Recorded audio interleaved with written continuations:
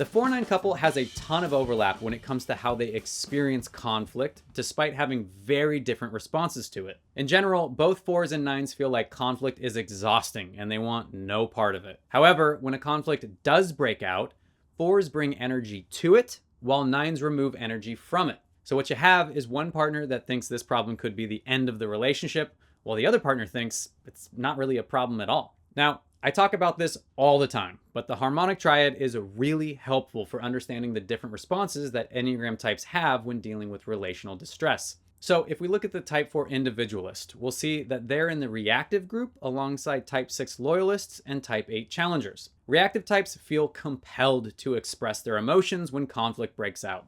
Hence, they react, and they want their loved ones to validate or even mirror those reactions. Now, that's something that's going to be kind of tough for 9s, because they're in the positive outlook group alongside type 2 helpers and type 7 enthusiasts. Positivity types really don't like to feel or even acknowledge painful emotions, and so they put a silver lining on everything or refocus their attention on whatever keeps them feeling positive. So, from the 4's perspective, the 9 seems emotionally out of touch and totally incapable of fixing the core problems of the relationship. But from the 9's perspective, the 4 is just projecting all their emotional drama onto the relationships, which would otherwise be doing just fine.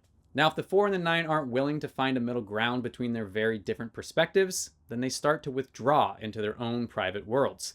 This ties back to the Hornevian triad that I mentioned at the start of the episode. And essentially, you have one person that wants to sulk, and one person that just wants to chill. Now, as tension rises, a stressed out 4 can often get verbally antagonistic in a desperate attempt to get some kind of reaction out of the seemingly detached 9, who it turns out actually has a deep pool of dormant rage just waiting to explode out after all their years of avoidant behavior. The 9's wrath is incredibly jarring to the 4 that can't even believe how much disdain the 9 actually has for them, especially given the fact that everyone thinks they're so sweet and non-judgmental. Ultimately, once this couple has their first major blow-up, it becomes a test of their willingness to fight for what they love, or fall back into this tendency to withdraw from things that just hurt too much.